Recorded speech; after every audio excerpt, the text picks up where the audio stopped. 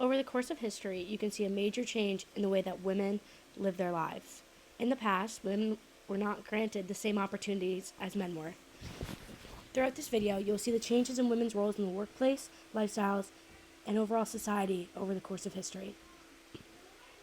In the 1950s, you see conformity in the traditional gender roles as a normal way of life. These roles were valued in society and very strict as well. Both men and women were forced into lifestyles that they may not have wanted for themselves. Women were expected to be the quote-unquote perfect wives and mothers, working in the home and taking care of the children, cooking, cleaning, and other household duties all by themselves. For women of color, though, the 1950s was a very different time for them than it was for white women. They were not expected to live as domestic lives, but they were mainly forced to work outside of the home. This way of life was unfulfilling for many and ultimately led to a more sexual and empowering revolution for women in the 1960s. Throughout the 1960s, you can see a major shift in women's roles in society. In the previous decade, women were portrayed in a light where if they weren't married, they were viewed as unattractive, dismissed, and other insulting views. Women were expected to be married, elegant, and responsible for all the duties at home. This all began to change with the introduction of birth control called Enovid in the 1960s. This gave women power during this time, as they had more control over when they wanted to start their families, thus giving them more opportunities in the workplace. It allowed them more control and to express themselves in a different light. Another major spark in the women's movement for independence and choice for their lives was the release of Betty Friedan's book, The Feminine Mystique. This book influenced many women in multiple different ways, such as showing them not to settle for the ideas of society and not to be held back from their hopes and dreams. This inspired women to break the stigmas and find the fulfillment and happiness that they deserve. Another major step in history during the 1960s was the Civil Rights Act of 1964, which promoted women's legal rights and banned discrimination on counts of gender, race, color, religion, and their national origin. These major movements in history led to more female power as women realized that they weren't confined to the ideas of conformity and what was traditionally expected of them. As time goes on, you see women finding their voices and believing in what they deserve for their lives. At the start of the 1970s, the proposed Equal Rights Amendment was the talk of the nation. This amendment was designed to create equal rights under the law for all American citizens, regardless of gender. This may seem like a great idea on paper. However, some women were not happy with the proposed amendment. In 1972, Phyllis Schlafly, a conservative activist, expressed her displeasure with the amendment by saying that this amendment will absolutely and positively make women subject to the draft. She went on to explain how she could not believe congressmen with wives, daughters, and sisters could be in favor of this.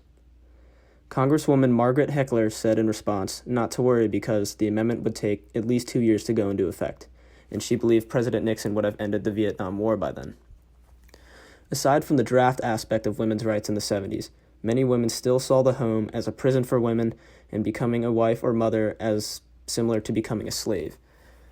Women were also still advocating for the same job opportunities and pay as men, as well as gender equalities within marriage. After the Equal Rights Amendment was passed in 1972, the religious right quickly began gathering steam against the amendment. Their opposition was based solely on anti-abortions and being against women in the military. In 1982, 5 states rescinded their ratification of the amendment, and the amendment officially died. After the failure of the ERA, the 1980s were a very difficult time for the American feminist movement.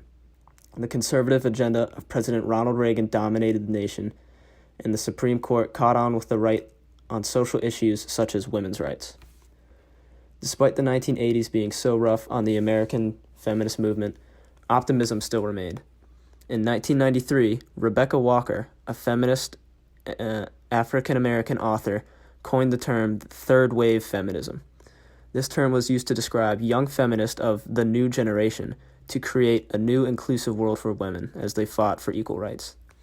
All of these leaps towards equal rights, opportunity, and equal life for women have led up to today. The women's labor force has grown significantly. Women are working longer hours and in greater numbers. However, despite this progress, there's still a significant wage gap between men and women. As of 2018, women earn 82 cents for every $1 earned by men. That means there is an 18-cent wage gap between these two genders. One of the most recent examples in this disparity is between the U.S. men's soccer team and the U.S. women's soccer team. The women's team contributes to higher revenues and has more fans. However, they still get paid a fraction of what the men get paid.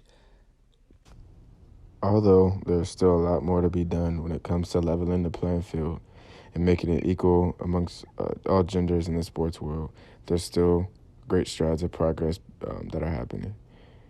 In 2007, Sarah Thomas was hired by Conference USA and became the first female to officiate a major collegiate football game. In 2015, she broke down yet another barrier in becoming the first full-time female official in National Football League history. And just a year ago, she also became the first female to work in NFL postseason history, working the Chargers versus Patriots playoff game.